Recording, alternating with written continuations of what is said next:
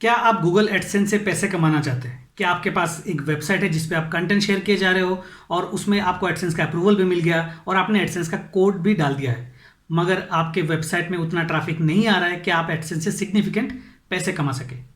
तो इस टाइम में क्या हम ऐसा कुछ कर सकते हैं जैसे कि गूगल का एडवर्ड्स का प्रोग्राम है, उसके ज़रिए कुछ हाई सीपीसी कीवर्ड्स पे मैं ऐड चला के मेरे वेबसाइट में ट्रैफिक ड्राइव करके फिर उस ट्रैफिक को मैं एडसेंस मोनेटाइजेशन में कन्वर्ट करूंगा? क्या हम ऐसा कुछ कर सकते हैं? तो सवाल जवाब के इस एपिसोड में आज मैं इसी सवाल पे बात करने वाला हूं और आपको बताने वाला हूं कि इस टाइप के सिचुएशन में क्या हम गूगल एडवर्ड्स और एडसेंस दोनों को एक वेबसाइट के लिए यूज कर सकते हैं, और अगर नहीं कर सकते तो क्यों नहीं कर सकते, और अगर कर सकते हैं तो किस तरीके से कर सकते हैं। सो वीडियो इंटरेस्टिंग और नॉलेजेबल होने वाला है, वीडियो को स्किप मत कीजिएगा, एंड तक जरूर देखिएगा। तो चलिए बिना कोई देरी के इस वीडियो को स्टार्ट करते हैं।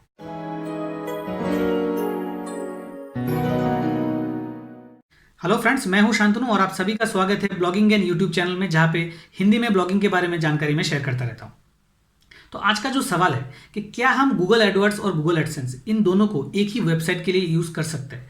क्या हम गूगल एडवर्ड्स के जरिए एडवर्टाइजमेंट रन करके हमारा एडसेंस वेबसाइट में ट्रैफिक ड्राइव कर सकते हैं, और इससे क्या किसी तरीके का पॉलिसी वायलेशन होता है या नहीं होता है? तो इसके बारे में हम चर्चा करने वाले हैं। तो सबसे पहले आपको ये पता होना चाहिए कि गूगल एडसेंस और गूगल एडवर्ड्स ये गूगल के ही दो अलग अलग प्रोडक्ट हैं जो दो अलग अलग पर्पस के लिए बनाए गए हैं।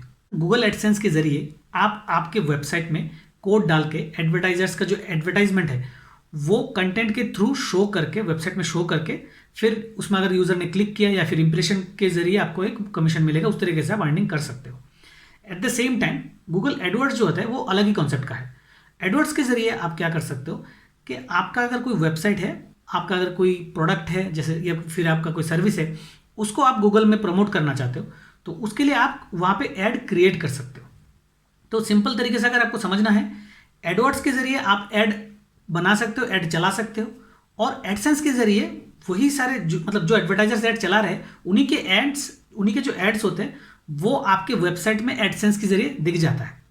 तो इसका मतलब यह है कि गूगल के पास एक अच्छा सा स्ट्रॉन्ग मॉनिटरिंग सिस्टम है जिसके जरिए गूगल इजीली पता लगा सकता है कि क्या एक ही बंदा खुद का ऐड चला के खुद का ही वेबसाइट का प्रमोट कर रहा है जहां पे एडसेंस के ही ऐड रन हो रहे हैं। अब एडसेंस का अगर पॉलिसी आप अच्छे से स्टडी करोगे तो आपको पता चलेगा कि गूगल एडसेंस से अगर आपको अच्छा पैसा कमाना है तो आपको हाईली डिपेंडेंट होना पड़ेगा ऑर्गेनिक ट्रैफिक के ऊपर। अब ऑर्गेनिक ट्रैफिक क्या होता है, वो तो हम सबको पता है। अब ट्रैफिक अलग अलग सोर्सेस से आ सकता है, वो ऑर्गेनिक ट्रैफिक हो सकता है, गूगल में सर्च करके जो ट्रैफिक आता है उसे ऑर्गेनिक ट्रैफिक बोलता है। या फिर जैसे आज के डेट में सोशल मीडिया होता है, फेसबुक होता है, इंस्टाग्राम होता है, तो उनसे भी ट्रैफिक आता है, तो उसको हम सोशल ट्रैफिक बोल सकते हैं। या फिर रेफरल ट्रैफिक होता है, तो रेफरल ट्रैफिक जैसे कि मान लीजिए पॉपुलर कोई भी न्यूज़ चैनल का वेबसाइट हो गया, तो उनके नाम हमें पता होता है, तो उनको हमें सर्च करने की जरूरत नहीं है, सीधा हम वेबसाइट का नाम ओपन कर टाइप करते हैं और उसमें से हम न्यूज़ पढ़ते रहते हैं। तो अब यहाँ पे गूगल के पास ऐसा ट्रैकिंग सिस्टम है कि गूगल को पता चल जाता है कि वो ट्रैफिक कहाँ से आता है। अच्छा, एक और ट्रैफिक जिसका मैं मेंशन करना भूल गया वो है कि एडवर्टाइजमेंट ट्रैफिक। आप अगर पेड एड्स चला के आपके वेबसाइट में ट्रैफिक ला रहे हो, वो भी गूगल इजीली आइडेंटिफाई कर सकता है। तो आप समझ लीजिए कि अगर आप एडसेंस आपके ब्लॉग में चला रहे हो और उससे अच्छा खासा पैसे कमाना चाहते हो, तो गूगल हमेशा ऑर्गेनिक ट्रैफिक को ही प्रेफरेंस देता है। अगर वो ट्रैफिक ऑर्गेनिक होता है, सर्च के जरिए आता है, या फिर मान लीजिए रेफरल के जरिए आता है और आके फिर वो टाइम स्पेंड करता है, फिर वो वहाँ पे क्लिक करता है, तब उससे आपको जो अर्निंग का अपॉर्चुनिटी वो ज़्यादा होता है।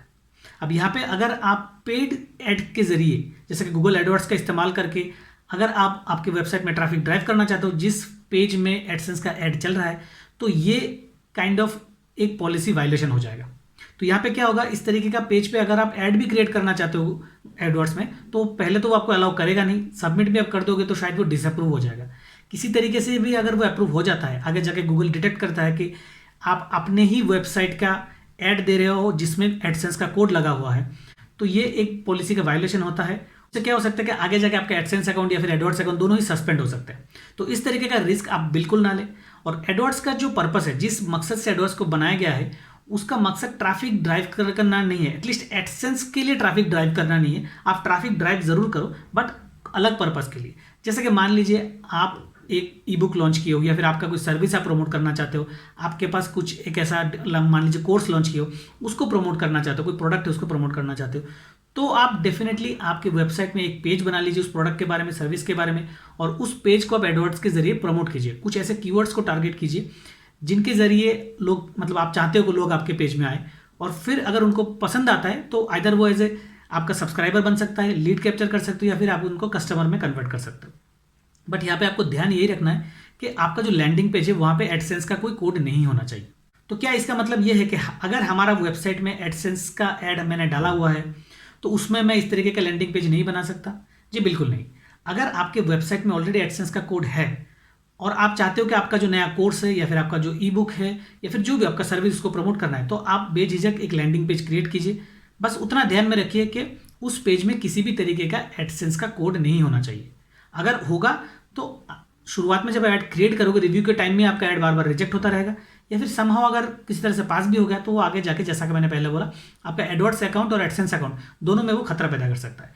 गूगल का जो ट्रैकिंग और मॉनिटरिंग सिस्टम है बहुत ही स्ट्रांग है। आप किसी भी तरीके का ट्रिक्स या फिर किसी भी तरीके का चालाकी करके यहाँ पे अगर आप कुछ करना चाहते हो, रिटर्न के तौर पे आपको कुछ ऐसा बेनिफिट होगा नहीं। अल्टीमेटली आप आगे जाके शायद आपका जो दोनों अकाउंट है वो सस्पेंड हो सकता है। और अगर आप एडसेंस पे फोकस करके पैसे कमाना चाहते हो तो आपको इस तरीके का कोई भी ट्रिक्स अप्लाई नहीं करना चाहिए। पेड मीडिया के जरिए, पेड एडवर्टाइजिंग के जरिए अगर आप सोचते हो कि वो ट्रैफिक ला के आप एडसेंस से पैसे कमाना चाहते हो तो वो ज़्यादा काम करने वाला है नहीं। हाँ, अगर आप वायरल निश में, वायरल टॉपिक्स में काम करते हो, न्यूज़ टाइप में काम करते हो, तो उस निश में वो काम कर सकता है। बट रेगुलर जितने भी निशेस हैं वहाँ पे अगर आपको ट्रैफिक ड्राइव करना होगा तो वहाँ पे आपको एसईओ करके, आर्टिकल्स को रैंक करा के ऑर्गेनिक ट्रैफिक ड्राइव करना होगा, तभी जाके आपको एडसेंस से अच्छा खासा पैसा मिल सकता है।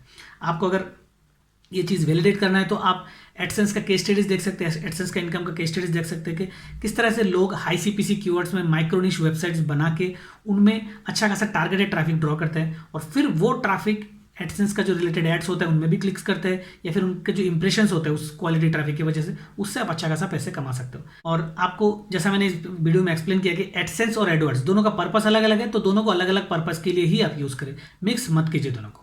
तो आशा करता हूँ इस वीडियो में मैं इस सवाल के बारे में अच्छे से एक्सप्लेन कर पाया हूँ। अगर इसके बारे में आपका और भी डाउट्स है तो आप कमेंट सेक्शन में कमेंट करके मुझे बता सकते हैं।